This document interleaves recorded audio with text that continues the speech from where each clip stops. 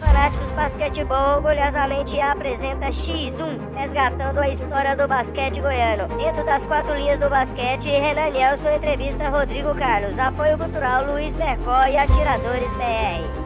Bom, tudo bem, amigos? Estamos aqui mais uma vez, eu, Renan e o Gustavo, aqui do Fanáticos, né?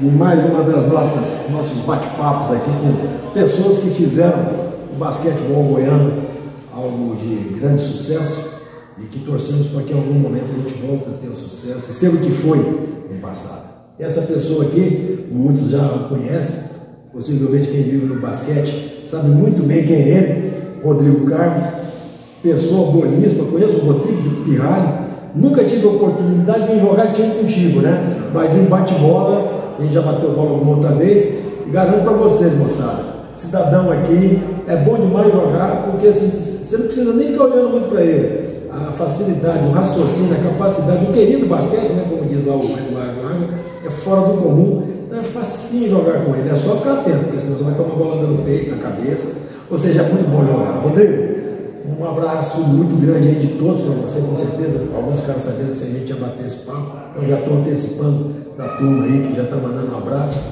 e agradecer a sua presença, a gente falar um pouco sobre o basquete. E eu gostaria só que você fizesse, antes de mais nada, falar quem é você e quais são os seus valores, por que é que você começou nesse basquete, para a gente continuar esse papo sobre a história do basquetebol goiano.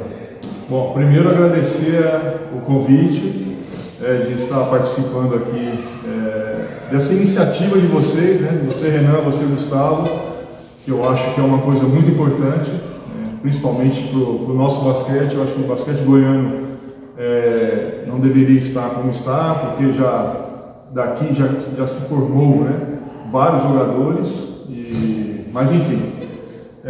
Bom, eu estou no basquete praticamente a minha vida toda, acho que desde os 7 anos, 8 anos, e o basquete, quem me apresentou o basquete foi o meu irmão, né, o irmão Ricardo, que jogava basquete já no Ajax, e todas as vezes que tinha jogo, ele me chamava, a gente ia andando, né, que tinha do aeroporto, ia andando, passava na casa da namorada, né, que é a esposa dele, que é a Rosana, e a gente ia andando até o Rio Vermelho para assistir os jogos, né? Então, dali começou essa paixão pelo jogo e só foi crescendo até que eu pude já entrar nas escolinhas. Tive a felicidade de começar com o Célio, que era o técnico dele, então para mim também isso ajudou. E aí, sigo até hoje aí no basquete. Já tentei sair, não vou mentir para vocês, já tentei largar o basquete, já várias vezes, porque não estava dando certo, eu achava que que o basquete já tinha acabado para mim, mas não durava muito tempo, o basquete me chamava de volta. Até que um dia eu falei, chega, realmente para eu ficar no basquete, então eu continuei no basquete até hoje. Enfim, mas aí, pensando, contando um pouco da tua história, você, o Ricardo, o irmão dele, nós fomos colegas de time, né, no Ajax, na época que o abnegado Célio lá e o Luiz tentavam fazer das tripas coração, isso foi durante um bom tempo, a gente tem que sempre lembrar dos dois de uma forma muito bacana, que foram dois abnegados, né, como alguns outros que continuam até hoje no basquete, e eles fizeram lá a Sociedade Esportiva Ajax. Isso. E aí a gente treinou em vários lugares, pela última sede, né? Treinou no Estádio Olímpico, ali no setor dos funcionários, depois, muito tempo depois que eles tiveram aquela quadra que era ali perto da Flamboyant, né? E antes mesmo, era na Portugal, e depois foi perto da Flamboyant. Isso. E você, levado aí pelo The King, né? Nosso amigo Ricardo, como é que foi? Você começou a gostar porque você ia acompanhar os jogos, mas como é que foi assim? Esse início foi no Ajax? No mini basquete infantil, o que era? A prefeitura, né, tinha as escolinhas, né, da fundação, era uma fundação, né, lá no Estádio Olímpico, né, onde hoje tem o Centro de Excelência, as quadras abertas. Então eu comecei lá, era iniciação, eram 3 quadras, iniciação, a primeira, do meio aperfeiçoamento e treinamento a terceira. Então eu comecei com a iniciação com o Célio, fiz 1 ano, no segundo ano eu fiz o aperfeiçoamento com o Jomar e o Rômulo. Não sei se você conhece, Rômulo depois foi professor de tênis e tal. Quando eu ia para o treinamento no terceiro ano, Meus pais mudaram para o setor Jaó, então ficou muito longe para eu vir e tal. Acabou que eu comecei a ir no Jaó. Eu estava morando perto do clube e tal. Não, era com o Jaiminho. Só que eu era muito ruim, né? Tinha 2 anos só de basquete, era muito ruim. E era para fazer, era para entrar para a equipe infantil na época. E realmente não tinha condições, eu treinei lá algumas vezes e ele falou, não dá para você ficar aqui. Então você foi ruim, então? Não, sempre fui, né? Como diz o Benjamin, por isso que eu ainda jogo basquete. E aí eu peguei e larguei o basquete. Só que aí meus pais mudaram de volta para o setor do aeroporto. E aí era em 1982, era em julho, eu estava em Itumbiara, na casa do meu tio. Quando eu voltei de férias, meu irmão falou assim, já falei com o Célio para você ir lá treinar no Ajax. Aí eu, caramba, mesmo? Então aí eu treinei esse segundo semestre de 82, só treinei. E aí em 83 eu comecei no infantil. Então eu pude treinar e tal. E em 83 comecei a treinar, a fazer parte do infantil.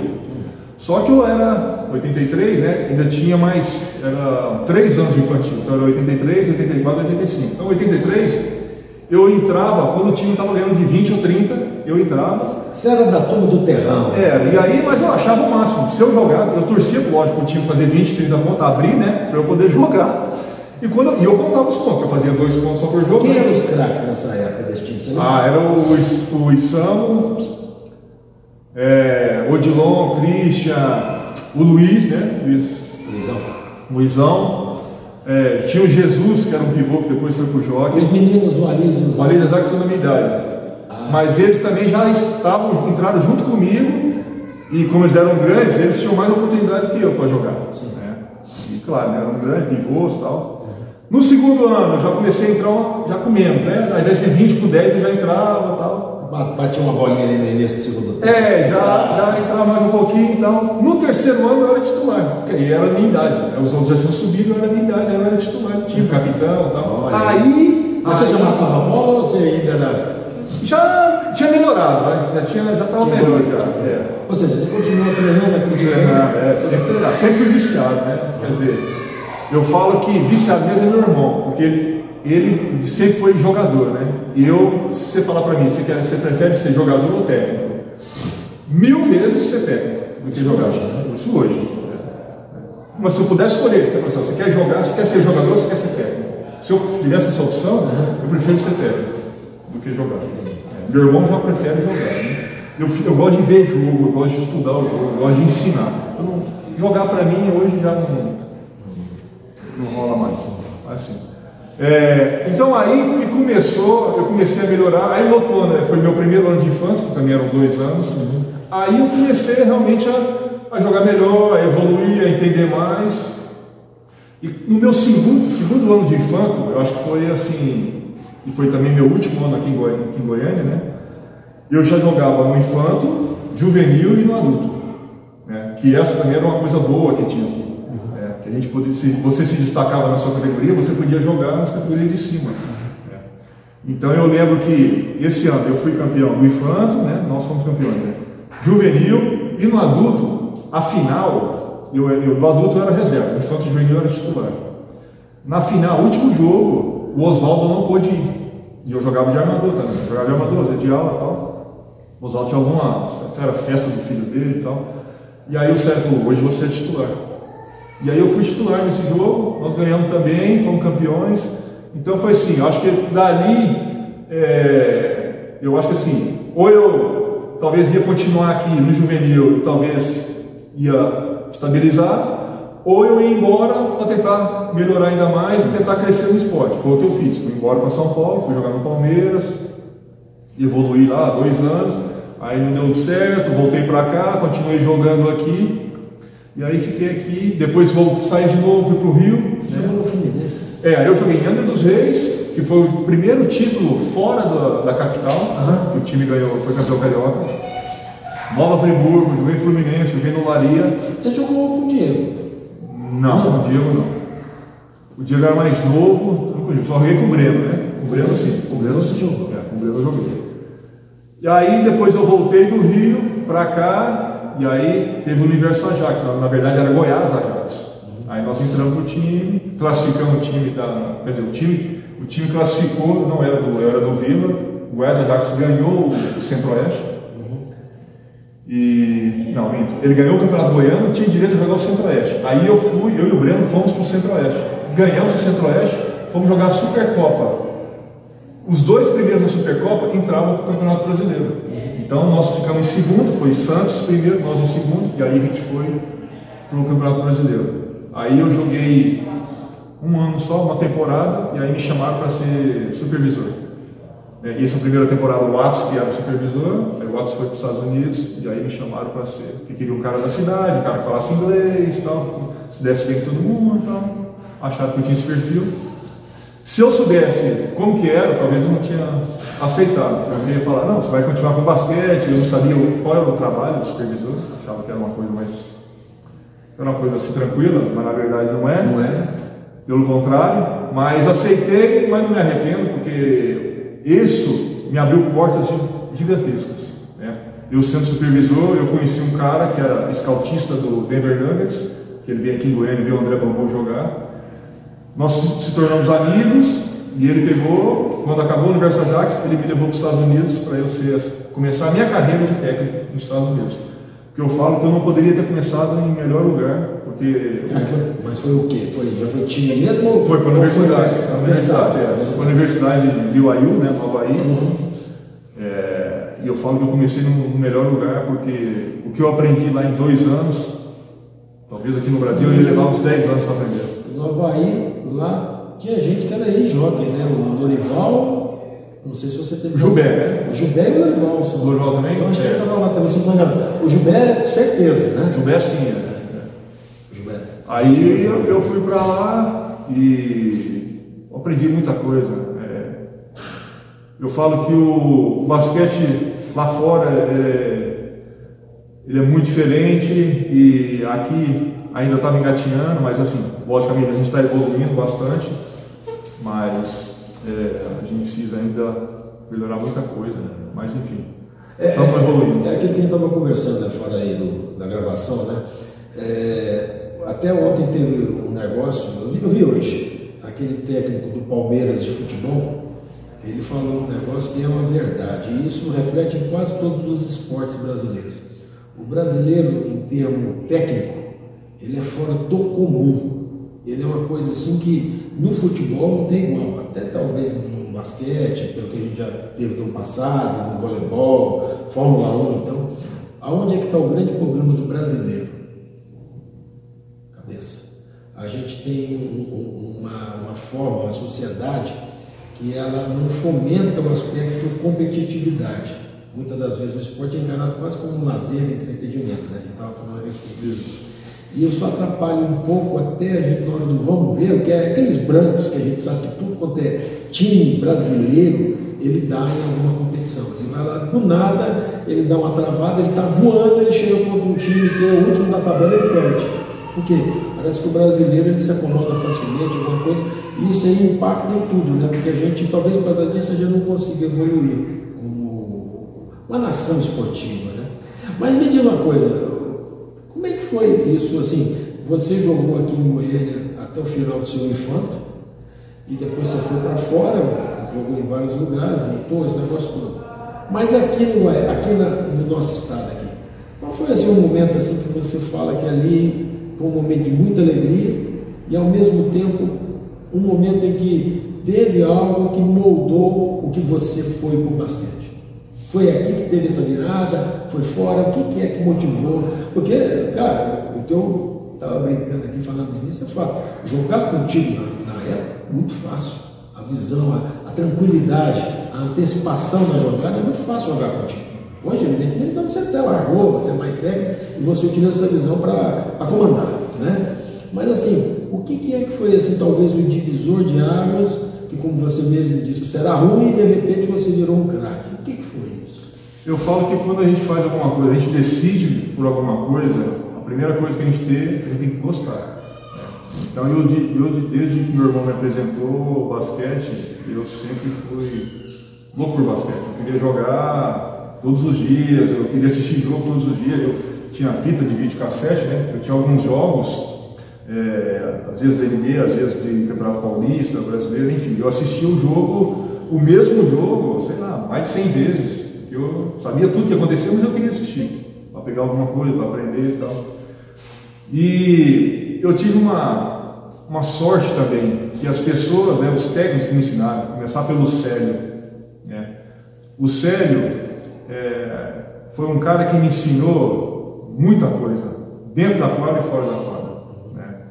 Eu falo que no basquete ele era um pai para mim, né? Porque os valores que ele ensinava, né? O saber ganhar, o saber perder, a você respeitar, ele cobrava muito isso, né? De você respeitar o seu companheiro, de você respeitar o técnico, de você respeitar o árbitro, né? De você respeitar o adversário também. Se a gente estava ganhando e aí alguém fizesse alguma brincadeira, um sorrisinho, ele já cobrava. Então, isso tudo fui aprendendo com ele.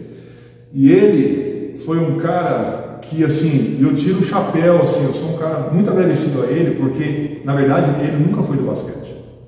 O Célio era do atletismo. E o que ele ensinou para mim, eu até hoje, eu lembro e procuro ensinar. Porque tem coisas que ele me ensinou que eu não vi em lugar nenhum, nem nos Estados Unidos. Tem uma coisa que se chama visão periférica, que isso eu não vi nenhum técnico ensinar isso. Quando eu cheguei nos Estados Unidos, eu fui dar um treino para os caras, para divisão periférica, eles não sabiam fazer. Não sabia olhar a bola, né? Ver o homem, onde está a bola e saber onde está o seu companheiro. Ele não sabia fazer isso. Você teve que ensinar. Então, isso o Célio ensinava, e isso eu nunca desaprendi. E o Célio focava muito o quê? Em fundamento. E o fundamento, ele é essencial para a sua vida toda. Enquanto você for atleta, você tem que estar de forma repetitiva, fazer um movimento para você fazer ele naturalmente. E não adianta, eu sei bater bola, não preciso. Engano seu. Você precisa treinar drible. Passe. Se você pega um jogo hoje do NBB e você vai ver lá 17 erros, 18 erros, quantos erros são de passe? Lembrando que quem erra o passe é quem deu o passe. Quem deu o passe. Então, assim, não se treina passe, infelizmente. E no treino se dá passe, às vezes aqui, e às vezes não cobram isso, não param, falei, o passe está errado, não, passe. Entendeu? Então, assim, esses detalhes. O americano cobra isso? Muito. O americano e o europeu. Muito isso. Entendeu? O que faz a diferença desses, uma das coisas, né, que faz a diferença são os detalhes. Aqui, não se apegam aos detalhes. E outra, aqui, ninguém quer ensinar. Interessante isso. Eu vejo muito técnico, né, de base, de adulto, que ele quer o cara pronto. Ele não quer pegar você, depois do treino, você está com dificuldade na mão esquerda, né? Então nós vamos treinar a sua mão esquerda. O drible, o passe, ninguém faz isso. Porque não quer ensinar, porque dá trabalho, né? Porque é um progresso. E para o técnico, para mim, eu ver o jogador no início da temporada de um jeito e ele terminar de outro, para mim, isso é o que me satisfaz. Não, lógico que o resultado você ganhar, sim. Mas você vê o crescimento do jogador, isso que dá prazer para o técnico. Então o Célio sempre ensinou isso, né? Sempre foi muito ligado ao fundamento. E depois, quando eu joguei com o Jomar me deu uma liberdade a mais de jogar, de eu poder fazer as minhas coisas, né? de eu ser mais abusado, de eu chutar mais a bola, enfim, de eu ter mais liberdade. Né? Então eu falo que foi um casamento. O Célio com o Jomar foram os dois técnicos para mim fundamentais na minha carreira, que me fizeram ser quem eu sou, né? Tanto como jogador como pessoa. E assim, nessa situação, nesse negócio todo, você teve glórias, né? Porque o que eu lembro da história é que, assim, antes, mais nada, Goiás, um pouco antes da minha época, eu estava até conversando. Dessa turma que começou a jogar basquete, que assim, jogar basquete mesmo, teve outras pessoas, né? Você vê o César Seba, ele jogou, ele é de uma geração bem mais antiga, bem mais. um pouco mais antiga do que a minha, né? E assim, a geração que começou a aparecer mesmo, ter torneios de base aqui em Goiás, é aquela geração que é do Zé Marcos, do Jaiminho, né? Do Walter, dessa turma aí do Paulo da Breia, né?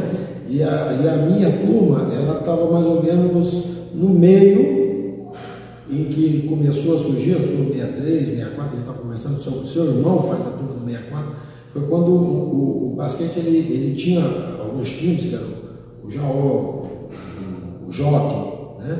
E aí depois houve não é que caiu, mas é que a gente não teve aquele glamour que teve essa turma, né? Que jogava lá dentro da SFL e tal, e depois a gente passou a ter o Rio Vermelho, que era um referencial muito grande, e aí a gente ficou assim, uma turma não com tanto destaque como foi essa primeira turma, que foi para campeonatos brasileiros, fez aquele negócio todo, e aí teve o advento do Jockey Club, a chegada do Adilson, que mudou os referenciais, né?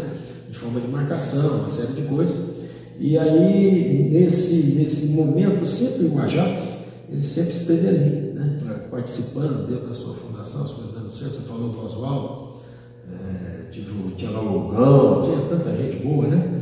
E aí foi. Aí eu lembro que depois que o Jockey Club passou uma temporada grande, dominando as categorias de base, aí veio o Ajax, com essa turma que você falou da sua época aí, né? Que ficou também um bom tempo dominando, né? E você faz parte dessa história. E aí depois, você deve ter convivido com pessoas, né? Que, não vou lembrar o nome, a gente estava conversando aqui, né? Como é que você falou? Que se fosse pegar algumas pessoas de um passado daqui de Goiás, conseguisse transformar para hoje, se fosse colocar no NBB, ia fazer bonito demais. Mais muito. Popai, Atos, Gargamel, o próprio Júnior, lá, o Enes, né? Tem muito, Carminho, o Carlos Gebrim, o Arley Japonês, Gargamel, Serrinha. Tem muito jogador bom, tem muito. Eu, vou falar, pra verdade, eu não queria estar no time para jogar, não. Eu queria ser o técnico desse time. É mesmo? Eu queria ser o técnico desse time. Turma jogava tranquilinho, né? Faltava só aqui que sempre faltou. A gente nunca teve assim, aquele pivôzão.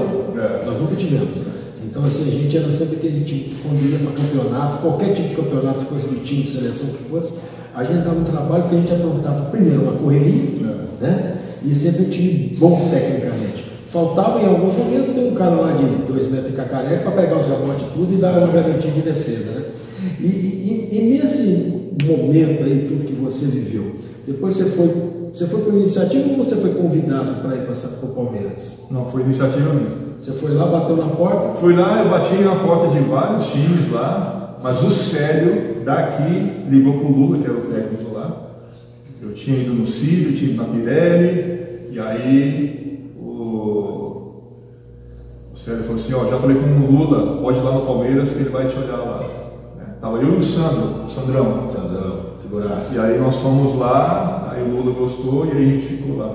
Então, até nisso o Célio me ajudou, ele conseguiu também esse time. E aí, evidentemente, como o basquete é encarado um pouquinho mais profissionalmente. São mais jogos também, né? O nível é mais alto, né? O nível é melhor. Então, todo jogo aqui tinha jogos que você sabia que ia ganhar, lógico, jogando sério, né? Mas, por exemplo, já teve jogo aqui no campeonato que eu já fiz, sei lá, 81 pontos. Quer dizer, quando que você ia fazer um jogo, 81 pontos num jogo em São Paulo? Não faz. Primeiro que a gente bater, até vocês desistir. Não faz, porque não tem esse jogo 120 a 30, não tem esse jogo lá. Muito difícil. Todos os jogos são. O décimo pode ganhar no primeiro, enfim. É muito competitivo. Então, acho que o São Paulo. O São Paulo fez também você abrir mais, né? Porque hoje em dia é mais fácil de você saber como que as coisas funcionam, como são por causa da internet. Mas na época que eu fui, quer dizer, eu pensava o basquete de um jeito. Eu era muito inocente, assim, porque eu achava que o atleta era o que as pessoas sempre falavam. É um cara que não bebe, não fuma, não vai pra farra, né? Dorme bem, tem aquela vida certinha. Quando eu cheguei no Palmeiras e eu vi os jogadores de futebol, eu falei assim, isso aí que é atleta? O jogador fumava, o jogador bebia, cachaça. Teve um jogador, eu lembro direitinho, jogava no Bahia e foi contratado pelo Palmeiras. Ela era lateral direito, não vou falar o nome. O melhor jogo dele foi um jogo que eles fizeram no Rio contra o Flamengo. Foi o melhor jogo dele com a camisa do Palmeiras. Ele chegou direto da noite, 6 horas da manhã, entrou no ônibus e foram para o aeroporto para viajar para jogar lá no Rio. Foi o melhor jogo dele. Então assim, era tudo contra o que eu pensava, né? Mas aí você vai aprendendo, vai vendo que não é bem, isso são... você também, aquilo lá não era como uma referência para mim também, né? Acho que tinha outras referências que você depois vai conhecendo, você vai vendo, não, essa referência aqui é melhor e tal, você vai aprendendo. Graças a Deus nunca fui pro lado ruim, né? Sempre procurei o lado bom da força. O lado bom, porque acho que se eu conseguir me manter, né, ter saúde, eu acho que isso aí também deve ser isso, né? Sempre querer ir pro lado bom e evitar sempre as coisas ruins. Você falou um negócio interessante de referência.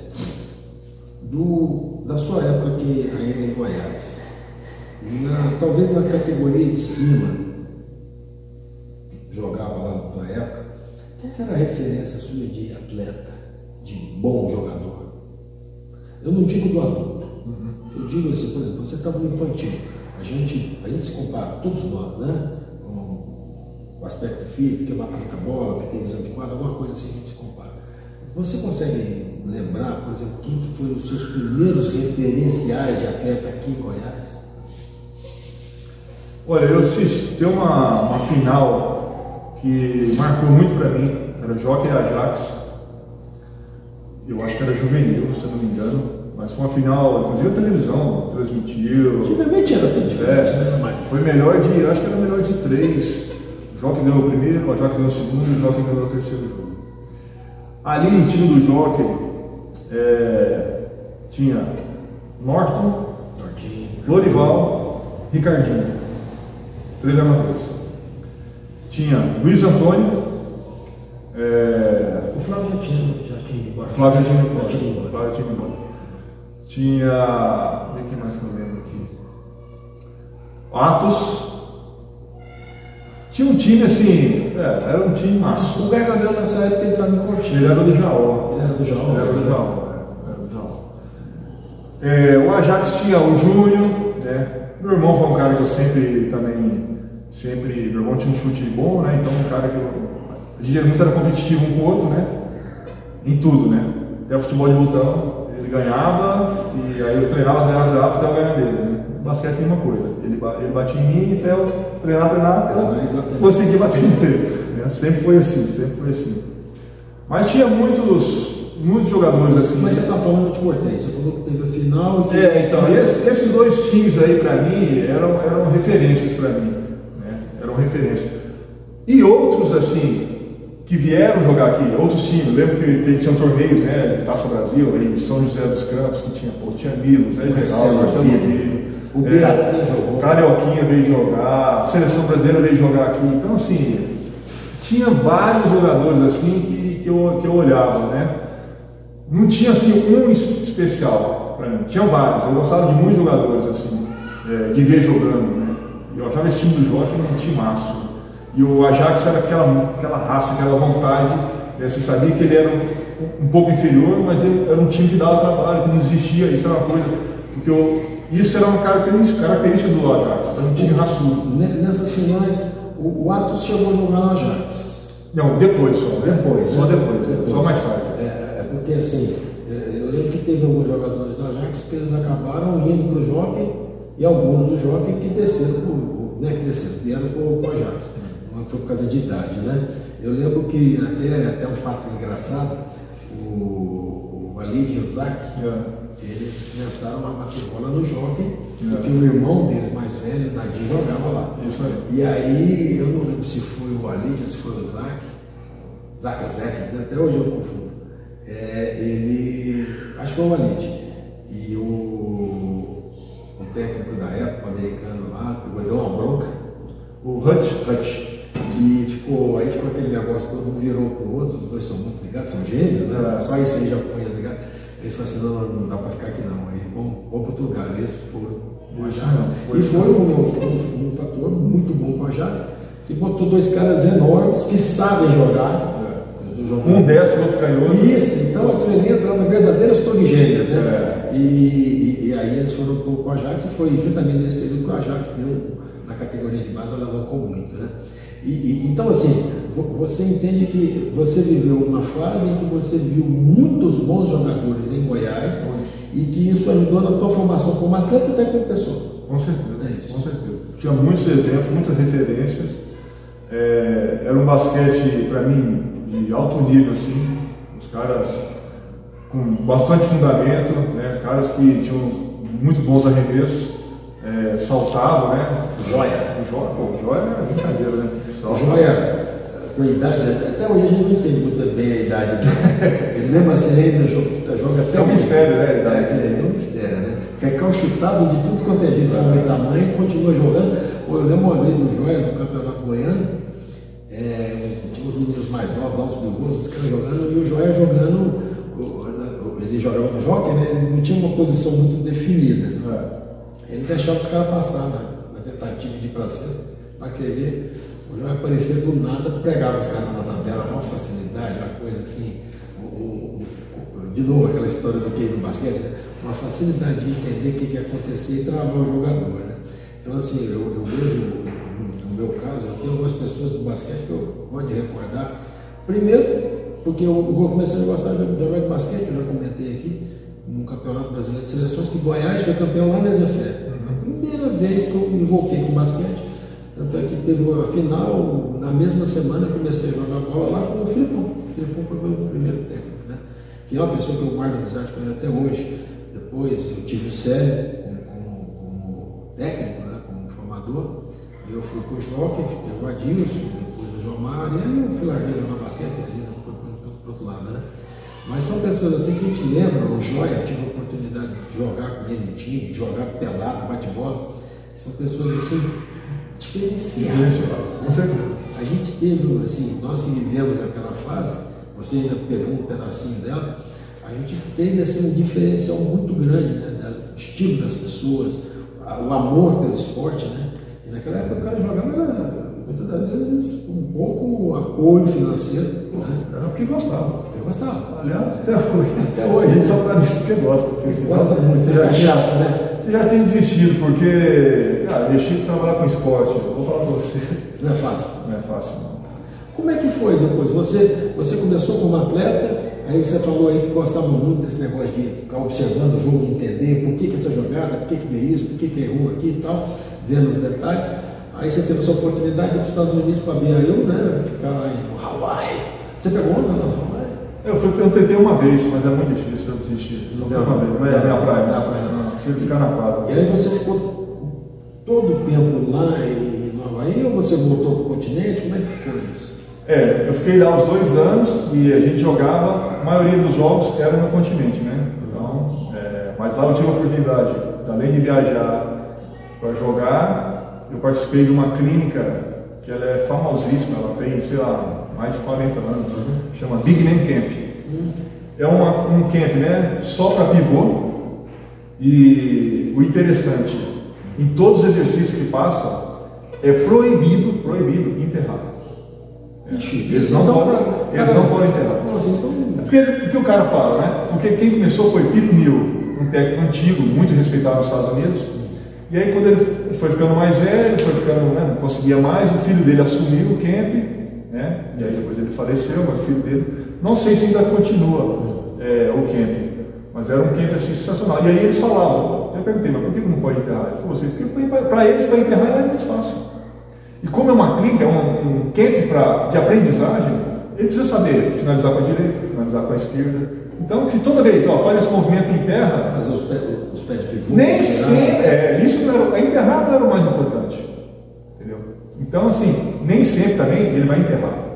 Ele vai ter que finalizar ou com a mão direita ou com a mão esquerda. Então, isso era regra. E eu presenciei. Teve um dia que um cara foi num exercício, enterrou, ele tomou uma bronca.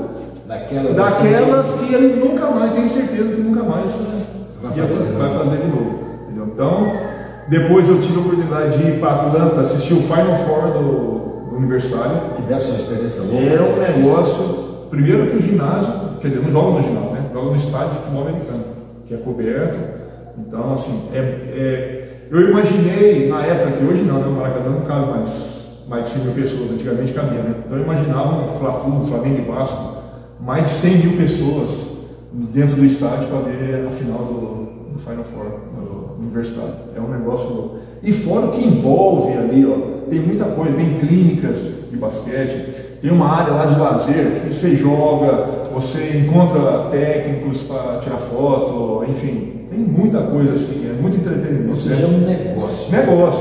O americano tudo é negócio. E sabem fazer e fazem bem feito. Porque sabem que se não fizer bem feito, no outro ano, não vai. Então eles têm que fazer bem feito para o cara querer voltar. Tem sempre ser uma excelência. Né? Por que que na NBA, quantas vezes você já viu, você vai saber, né, porque a diferença de idade é tão grande, mas quantas vezes você viu o Michael Jordan sair com 6 faltas no jogo da NBA? Nunca vi. Eu vi uma vez, na prorrogação. Na prorrogação, ele viu uma vez. Garanto que os árbitros devem ter tomado um gancho ali. Então, quantas vezes você já viu o LeBron James sair com 6 faltas? Também não me lembro. Já saiu. Esses caras não vão sair. Por quê? É negócio. Show, né? É show.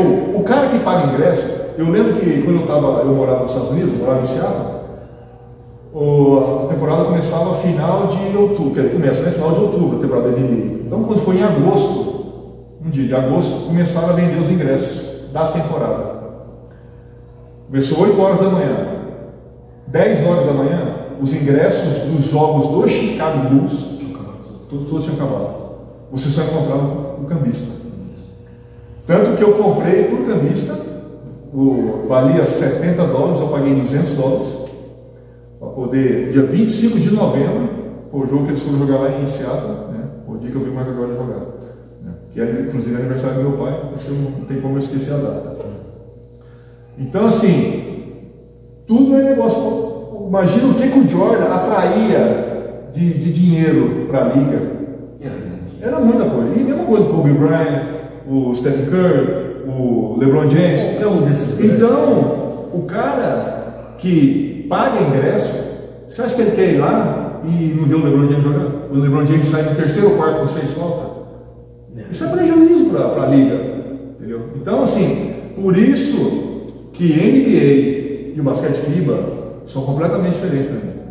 NBA é um esporte, né? Basquete, claro, mas é totalmente diferente do basquete europeu. Do resto do mundo. Tanto assim, quando eu vou estudar, eu estudo NBA, mas eu estudo muito mais o basquete europeu, que é mais a nossa realidade, do que o da NBA. Do NBA dá para você pegar algumas coisas, principalmente jogada, tem muita coisa, as tendências, né? Hoje se joga muito, porque todo time joga pick and roll, né? Então tem vários times de defesa e tal, mas já está ficando meio não ultrapassado assim, querem mudar. Então, eles querem mudar a dinâmica. Então, e a bola de 3 ela provocou isso. A forma até de encarar o jogo. Eu lembro quando começou esse negócio de bola de 3, e quando colocaram na linha, Larry Bird fez a festa. Né? E aí depois você teve alguns expoentes, como aqueles caras que eram do Chicago, né? O Paxson, o Steve Kerr, o Greg Rhodes, que foi o campeonato 3 pontos. Aí teve o Reggie Miller, ele era do Indiana, que era um cara que mudava jogo com 3, 4 bolas, ele mudava o jogo. E isso mudou a dinâmica. Hoje, a coisa ainda está mais dinâmica, porque eu acho que o que acelerou muito na bola de 3, na minha opinião, assim, ele já vinha num processo de ser um grande referência e muita gente ia chutar, né? Aí você vê no Ray Allen, que eu acho que é um monstro, que eu acho que ele está na categoria dos monstros, na minha maneira de ver. Ele era um jogador que ele matava a bola de qualquer coisa, mas ele mudava jogo com bola de 3. Naquela final que ele estava no Miami contra o San Antonio, ele tem uma coisa lá que é antológica, ele dá uma boca, o cara voa parecendo que ia pegar uma boca, ele empata o jogo e vira toda aquela final. E aí você tem agora, mais recentemente, não é tão recente, mas já tem o quê? O Curry está fazendo esse estrago. 7 anos já. 7 anos que ele está estragando. Ele faz esse estrago, né? E aí você vê que todos os times hoje, todo time tem que ter uma bola de 3. Tem que ter. Se você não tiver, está morto. Está morto. Porque você não consegue equiparar, né? E aí a gente remete para aquela época nossa, naquela época não tinha bola de 3. O que era? Você tinha que criar um diferencial no seu estilo de jogo, do seu time, para ser aquilo que mudasse uma regra do jogo. Deixando separado que foi qualquer time que o Oscar jogava, né?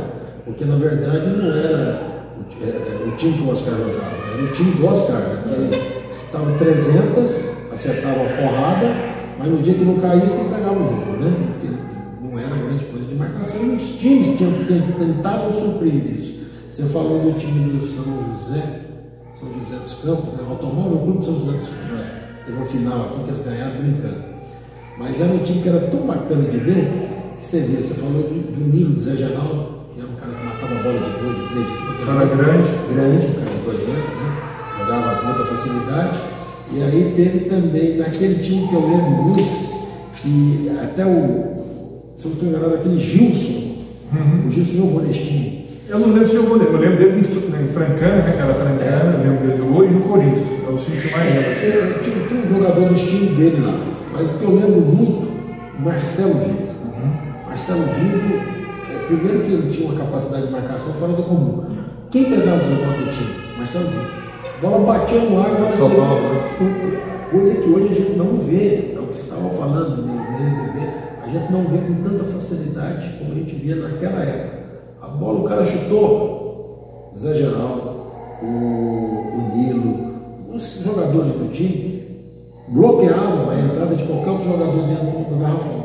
Marcelo Vitor, com a força que ele tinha, que segurava o cara dele, ia lá em cima, pegava a bola, ficava no rebote, saía rápido quando acabou, né? Hoje você, como técnico, você vê, porque hoje você está treinando um time brasileiro, né? Você ficou muito tempo lá fora, voltou, você ficou de assistente técnico, algo assim, no Flamengo, né? Foi. No Flamengo, e aí depois você passou para outros lugares, mas você foi até no Nordeste também, uma época. Fui para o Corinthians, depois fui para Joinville e agora eu estava em Campina Grande, né? Na Paraíba. Na Paraíba. E aí hoje, você sente como técnico a deficiência da má formação dos jogadores de fundamento? Isso está mais claro hoje do que naquele passado? Como é que está isso hoje? Hoje é muito mais. Muito mais. Os jogadores chegam na categoria adulta e tem muita coisa que eles não sabem fazer. Muita coisa que não sabem fazer. Eu já peguei jogador estrangeiro que tinha uma dificuldade imensa de jogar pick and roll. Né? Pick and roll. A coisa mais simples que tem. Então, tem jogadores que às vezes só sabem fazer uma coisa, tem jogador que só sabe chutar. Se ele pôr a bola no chão, ele não sabe fazer. Ou seja, o basquete hoje ele passa, pelo menos aqui, talvez até lá fora, muito mais por especialistas do que um cara genérico. A ideia é assim, o que está acontecendo você está se trabalhando para que o jogador consiga fazer mais coisas, porque hoje é muito difícil você contratar um cara que só faça uma coisa. É muito difícil. Por exemplo, uma coisa rara de você contratar hoje, um armador que não tem arremesso. Ele pode ser o melhor passador. Se ele não tiver arremesso, difícil ele arrumar um time. Engraçado que na época que eu joguei, o armador ele era armador mesmo, ele mal chutava. Aí você tinha um cara que era bom de chute, ele acabava sendo, mesmo que ele fosse armador, ele caía para a ala. O Lorival é um cara que tinha um bom domínio, uma boa visão, mas a jogadinha dele era ir para a lateral e bolinha de tabelinha. 200 bolas de tabelinha por jogo, era uma coisa fora do comum, né? Então, mas mesmo assim era um jogador que ele tinha conhecimento, ele sabia. Fazer um combo, a gente chama de combo, o jogador que é combo, joga em duas posições, né? Joga na 1 e na 2, né? E hoje você vê, pelo menos no basquetebol europeu, o cara, o pivô, né, que ele estava falando, hoje o pivô ele não é só aquele cara de ficar dando peitada e empurrando os caras lá embaixo. Ele abre e chuta de 3 e mata a bola. Né? E tem que correr a quadra. Se ele não corre a quadra. Então eu estava morto se eu fosse hoje, eu nunca corri quadra. E os joelhos tudo estourados, né? Então vai. E hoje, assim, você que passou tudo isso, né? Você foi jogador, aprendeu pelo amor, virou técnico. Teve uma experiência que poucos têm, que você teve de ir para os Estados Unidos, treinar os caras lá, ver, mesmo que seja universitário. mas dali saem os caras que a gente assiste na NBA, né? Voltou para o Brasil, treinando. O que seria assim, algo interessante? Porque tem essa molecada que está aí, tem alguns que vão assistir o que nós estamos conversando aqui. O que você acha que hoje, no basquete, nesse momento, pensando na formação, e talvez até naqueles caras que estão um pouquinho mais evoluídos ali no juvenil, já quase adulto, qual que tem que ser uma preocupação deles se eles querem se manter no esporte? Se eles querem se manter, primeiro, eu falei, o primeiro item é gostar de basquete. Segundo, saber que nada cai do céu, que ninguém vai te dar nada. Você vai ter que lutar muito. Vai ter que lutar muito. Treinar muito. Você vai ter que abrir mão de muita coisa. Eu falo que eu sou um felizardo porque eu faço o que eu amo, que é basquete. Só que tudo o que você decide fazer na vida, tem o bônus e o ônus. Toda atitude sua tem o bônus e o ônus. Qual é o bônus para mim? Eu trabalho com o que eu gosto. Qual é o ônus? Mal vejo minha família, mal vejo meus amigos, né? Mal vejo em Goiânia. Então, já perdi casamento, já perdi formatura, já perdi vários aniversários, um monte de coisa que eu perdi, né? Inclusive não vi nem no meu irmão aqui porque eu tinha um jogo em Caxias do Sul. Fiquei sabendo de madrugada e eu tinha um jogo em Caxias do Sul à noite, né? Que era playoff. Então assim, já perdi inúmeras coisas, mas foi o caminho que eu decidi escolher, né? Então, você tem que estar preparado para isso, saber que não tem como você ter tudo. Não tem como ter tudo na vida. Tem que ter sacrifício. Aí você tem que pôr na balança, né? Vale a pena eu correr esse risco? Se você achar que vale a pena, você tem que ir e encarar, né? E outra coisa, hoje com a tecnologia, com as redes sociais, isso aí, volto a falar, tem o bônus e o ônus, né? Você tem a informação rápida, você vê o que acontece no mundo inteiro, mas em compensação isso te ocupa um tempo enorme. Até te atrapalha dormir, enfim, várias coisas. Então, você tem que estar preparado para, ao invés de diminuir esse tempo, e você tem que estudar basquete. Hoje os caras cobram muito, né? O técnico tem que estudar, o técnico não sei o quê. Mas e o jogador? O jogador tem que estudar, ele tem que assistir jogo. Mas não é assistir jogo para ver como um torcedor, para torcer ou para ver, que legal, o cara fez 30 pontos. Não, é para ele entender o jogo, para saber como aquele time joga. Qual é o plano de jogo do time A contra o time B? Qual é o plano de jogo do time B para o time A? Entendeu? O que eles estão fazendo? Porque você pode enfrentar esses dois times. Então você tem que saber qual é a jogada. Eu assisto o jogo com um caderno do meu lado, ou então com o celular. Por quê? O cara chama a jogada, eu já pego aqui, anoto a jogada, já guardo. Mesmo que eu vou encontrar ele daqui 3 semanas, mas eu já guardo a jogada. Já sei o que ele está fazendo.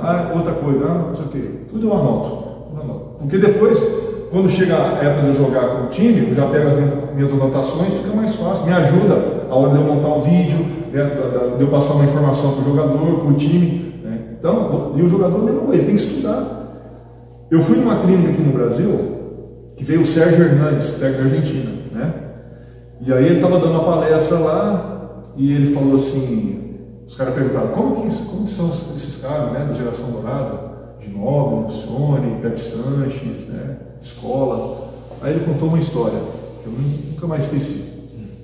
Ele falou assim, quando a gente vai fazer a pré-eleção, vai passar um vídeo e tal, o assistente, né, prepara o vídeo e tal, e fala, vamos jogar com a Sérvia. Bogdanovic é o jogador mais perigoso do time e tal, ele um chutador e tal, ele tem 37,5% de arremesso de 3 pontos. Ginóbili, assistente. Pois não, Ginóbili. Não, ele tem 38,2. Então, quem no Brasil, eu nunca vi alguém fazer isso. Então, isso é o quê? É um cara que está preparado, é um cara que está ligado, é um cara que está focado, sabe o que faz. Então ele vai para o jogo, ele já sabe o que ele tem que fazer, ele já sabe quem ele vai marcar, ele sabe como que o cara joga. Entendeu? Então, isso faz um jogador cada vez ser melhor. Então, se você quer ser jogador, se você quer evoluir, você tem que ir por esse caminho. É a mesma coisa. Se eu sou técnico, se eu não souber o que você faz, qual é o seu ponto forte, qual é a sua fraqueza, como que eu vou instruir o meu jogador? Ele vai perguntar, e aí o Renan, que é o melhor do time, como é que nós vamos marcar ele? Aí eu, não sei. Se eu não estudei você, se eu não acompanhei, se eu não vi vários jogos seus, se eu não sei o que você gosta de fazer, o que você não gosta de fazer, eu não sei saber. Não é só a parte física fundamental, né? Você tem que conhecer seu inimigo, vamos dizer Tudo. Eu acho que o basquete hoje, parte física, parte técnica, parte tática, né? Emocional. O emocional. Por isso que eu gosto de jogar basquete, né? De vez em quando o cara está acabando com o jogo, se ele me der atenção e eu começar a conversar com ele, eu tiro ele. E a gente tem até o basquetebol é assim. Uma oportunidade grande. Chato, se você pegar esse último filme que saiu, né? O arremessando no final. Isso, é o emocional. Dois caras lá super preparados, mas um entrava na mente do outro, né? Até que ele conseguiu reverter. E tem outras coisas que envolvem o basquete, né? Hoje, a alimentação é essencial, né? O descanso. Se o jogador não descansar, ele não consegue a carga horária, porque é pesado, né? E olha que nós jogamos num ritmo bem abaixo dos outros, né? A intensidade que a gente joga é bem abaixo dos outros. É bem abaixo. Como é que a gente então consegue? Porque teve esse torneio agora há pouco tempo aí do Sub-23, né? Pô, o time do Brasil fisicamente estava muito bem. E vamos falar a verdade, que surpresa o Splitter, né? Sim, eu fiquei impressionado com a tranquilidade, a forma, o respeito do time pelo cara, até as mexidas do cara estavam sendo inteligentes. Evidentemente, não só ele, como o técnico. Sim, a comissão, né? A comissão estava com ele. Mas é interessante você falar isso. Então quer dizer que a gente é defasado da intensidade? Também. Eu acho que a gente treina ainda um pouco abaixo da intensidade que deveria. Porque, Renan, não adianta você, hoje eu estou afim e vou treinar. Aí amanhã, estou cansado. Não existe isso. Por isso que eu falo do descanso, da alimentação, tudo faz parte. Então, você tem que saber que é o seu trabalho. Hoje eu vou dar 100%.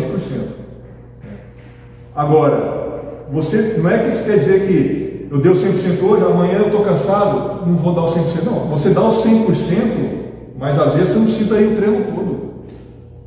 Se o treino dura 1h15, 1h20, e o seu 100% foi até 1 hora, até 50 minutos, eu como técnico fico satisfeito. Você não precisa ir 1h20, minha boca. Se você conseguiu 50 minutos, 1 hora, 1h05, que seja, a sua intensidade, e você deu, pode sentar, pode descansar. Então você está falando um negócio aí, fazendo uma analogia com outro esporte. Então, assim, tem coerência no que você está falando, porque você vê, por que o voleibol, ele é um time, ele ficou, eu não sabia disso, agora eu estou assistindo o dia desse jogo de seleção masculina, a seleção masculina ficou no topo do ranking mundial de voleibol durante 20 anos. Cara, aí eu fui tentar, os caras estavam falando lá, interessante lá o que eles falam, né? Eles estavam falando da intensidade que o brasileiro, nitidamente, no mundo inteiro, ele treina mais do que qualquer outro lugar do mundo. Inclusive, quando os caras vêm de outro país para o Brasil, eles no início eles assustam um tanto que se treina.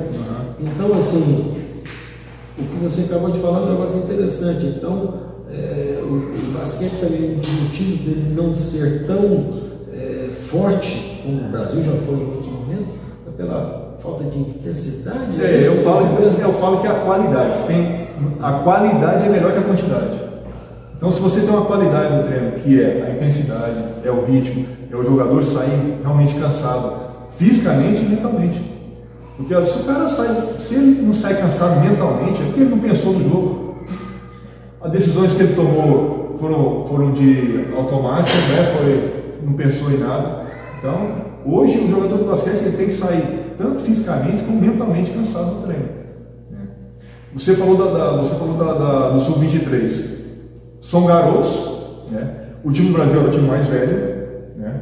Já tinha jogadores mais experimentados. O time da universidade lá era garoto de 18, 19. O time da Itália é a mesma coisa, o time do Canadá é a mesma coisa, o Brasil tinha jogadores 23, 22, 20, tinha 18 também, mas a maioria era mais velha. E são jogadores que acabaram a temporada, né? Agora, são jogadores que já jogam, têm ritmo, assim. Eles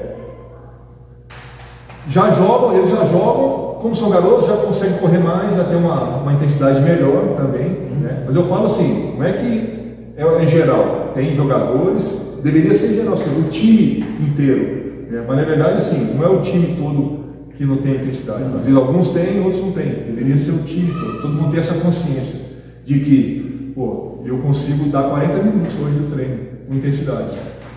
Aí você está falando um negócio interessante, né, em cima disso, fazendo a comparação, Então quer dizer que nessa intensidade, nessa exigência técnica, o Ajax era assim. Intensidade, vontade. Por isso que chegava lá, de repente, com um time que não tinha tantos valores técnicos, mas pela disposição, pela garra, por aquilo que o Célio transmitia, o time batia de frente com muito time. Cara, eu fui 2 vezes pelo Ajax, a gente foi 2 vezes para a final, a gente ficou vice-campeão. Tá certo que existiam outros fatores, não era só a qualidade técnica do outro time, né? Não vamos entrar no mérito, mas assim, o que você está falando, eu estou fazendo uma comparação, né, da minha cabeça com o passado. Realmente os times do Ajax eram um time muito intensos, né? Uma correria, uma coisa, o pessoal sempre com muita vontade, né? Trazendo para o que você está falando agora. Eu acho que a gente perdia, quando a gente saía, eu acho que os jogadores eram maiores. A primeira vez que eu fui no Campeonato Brasileiro, por exemplo, eu achava, na minha idade, eu achava que era grande. Só que você chegou lá pegar Na hora que eu cheguei lá, cara da minha idade, 2,8 m, 2,10 m. Eu falei, caramba, cara, quantos anos você tem? Era da minha idade. Eu falei, quer dizer, não tinha noção. Né? Então os caras maiores, mais fortes, mais rápidos, saltavam mais, tudo mais. Né? E a gente tentava, falou, na correria, na vontade, era isso. Os caras tinham, lógico, eram melhores tecnicamente também, não tem dúvida, jogavam muito mais, jogavam no nível, né? Alguns jogavam já no adulto, e a gente jogava com jogadores já da seleção brasileira, já foram jogar mundiais fora. Você foi convocado para a seleção alguma vez? Nunca fui brasileiro, só como técnico, né? Como técnico, jogador. Assim, além que a gente sabe que durante muito tempo, né, era meio que carta marcada, né? Seleção assim. Não estou falando que você mereceu. Não. Mas a gente sabe que a gente teve alguns atletas de Goiás que foram seleção brasileira e na hora do vamos ver era cortada por um tipo XYZ, qualquer uma dessas, né? Mas era um negócio durante muito tempo. Era São Paulo e pronto. A maioria, às vezes um do Rio Grande do Sul, um do Minas, né, de Minas Gerais, tal. Ou se tivesse um cara fora do comum em outro estado para poder ir. Mas disputava ali a vaga até o final. Né? Era muito. Você jogou algum universitário do Goiás? Universitário, eu acho que. Não, acho que não. Universitário, acho que não. Porque também sua vida nessa fase de universidade você estava morando fora. Eu fiz só depois, mas eu não joguei. Universitário, acho que não. Bom, joguei Campeonato Brasileiro. Enfim, Rodrigo, o que eu posso dizer para você, cara? Obrigado aí pela sua oportunidade, né? A gente lembrou de algumas passagens. Você falou do Célio aí, pessoas que a gente tem na mais alta conta, né? Você falou do João Marco. Então, até hoje, de vez em quando a gente encontra aí, toma cerveja aí, vai lá no Jaó, né? De leve, né? Porque também não está mais aquela trascenda, né? E é bom lembrar, sempre a gente está conversando, deu uma demonstração aí do porquê que você tem sucesso na sua carreira, não só porque você gosta do basquete, mas muito porque você se dedica, né? Você vai atrás, você estuda e busca um caminho. Então, o que eu posso dizer, com certeza, obrigado, né, de tudo que você falou aí, por lembrar do seu irmão, figuraça, grande figura. Quando jogava, depois nos bate-bolas, e até depois nos problemas de saúde que ele passou, sempre foi a gente chamava ele no bate-bola lá da GMP, chamava ele de Highlander, né? Que sobrevivente, né? Assim, tem uma coisa assim fora do comum. E é justamente isso aí que demonstra a pessoa, quando quer, ele consegue até superar problemas de saúde, como foram os problemas, né? Nossa, isso ele superou vários, né? Eu falo que eu não sei de onde ele tirava força, né? Acho que ele era um cara que tinha muita fé, mas passar pelo que ele passou, não é para qualquer um, não. Não é para qualquer um. É Highlander, né? Com certeza.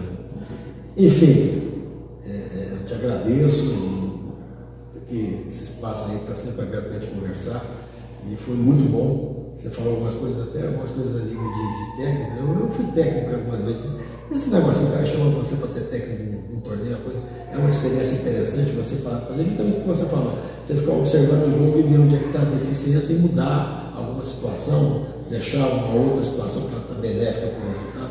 É interessante isso que você falou, é muito bom. E eu espero que a meninada, principalmente, vai acabar assistindo isso aí também, comece a entender que não é só ter força para cravar. Não.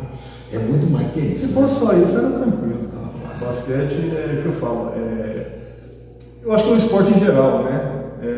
o esporte, hoje em dia, todo mundo é muito alto nível, né?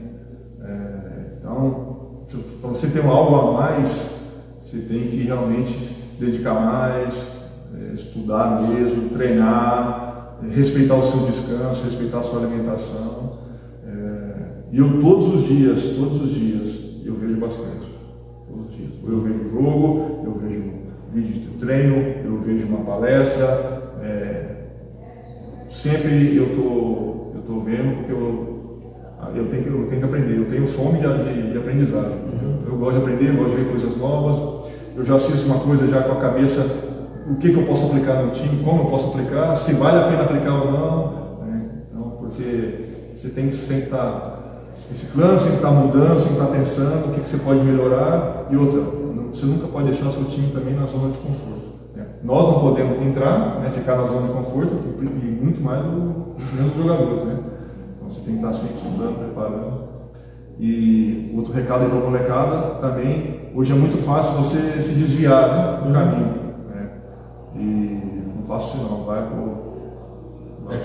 pelo caminho certo, acredite. O mundo aí está cada vez, infelizmente, pior, né? Mas se você tem, eu falo que hoje em dia, desculpa estar provocando aqui, mas uma coisa que eu também sou muito grato é a base familiar. Isso é fundamental, fundamental. Você vê um atleta, você já sabe, quando você conhece, você chega no time, ou você contrata o jogador, você já sabe quem tem base familiar e quem não tem. E a diferença é muito grande.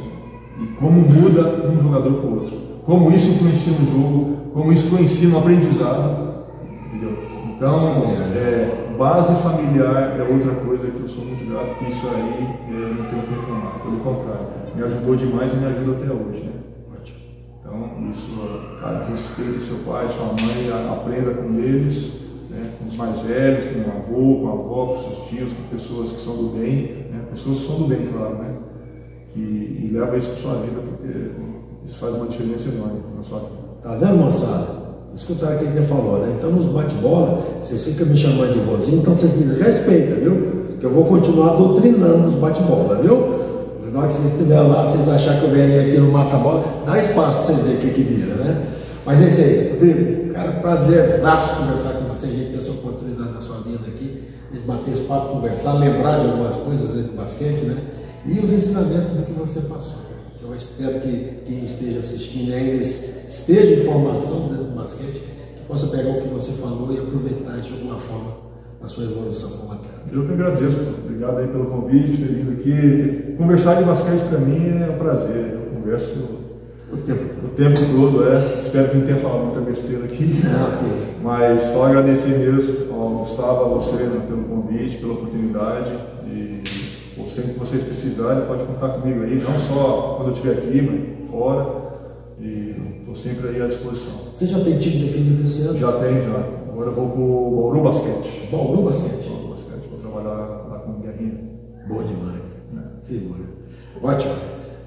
Moçada, tudo de bom? Fanáticos aqui mais uma vez com vocês. Obrigado, até a próxima.